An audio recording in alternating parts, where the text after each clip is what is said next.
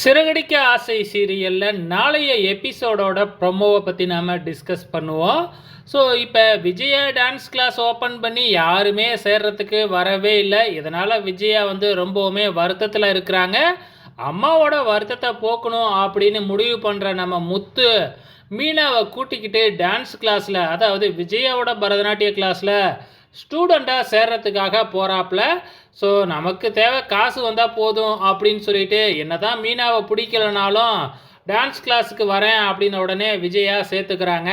So ஆரம்பத்தில் பார்த்திங்கன்னா தனக்கு தெரிஞ்சதை ஆடி காமிக்கிறாங்க. ஆனால் இதை கவனிக்கிற விஜயா, நீ என்ன ஆடுற அப்படின்னு சொல்லி கேட்கும் பொழுது, நீங்கள் தானே டான்ஸ் டீச்சரு, நீங்கள் சொல்லி கொடுங்க, அதை பார்த்துக்கிட்டு நான் ஆடுறேன் அப்படின்னு சொன்ன உடனே நம்ம விஜயா ஆட ஆரம்பிக்கிறாங்க. அதை பார்த்துக்கிட்டே மீனாவும் ஆடுறாங்க. இதை நம்ம முத்து சந்தோஷமாக வீடியோ எடுத்துக்கிட்டு இருக்கிறாங்க.